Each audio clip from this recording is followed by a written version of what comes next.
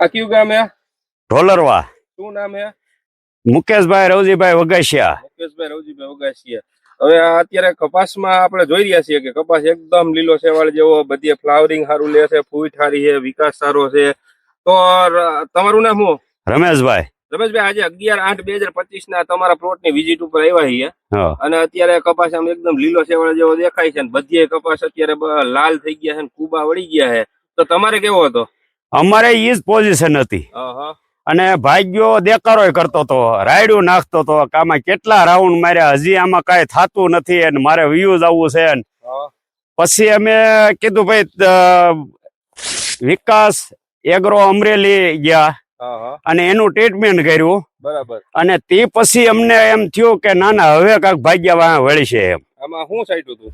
Seizure, shooter અને Vitara. Seizure, shooter અને Vitara. હા, એના બે રાઉન્ડ માર્યા. 2 રાઉન્ડ માર્યા પછી કેવું રિઝલ્ટ? એમ થઈ ગયું કે ના ના હવે એમ થયું કે આમાં કાંઈક ભાગ્યાને મળશે અને આપણે કાંઈક ફાયદો થાય.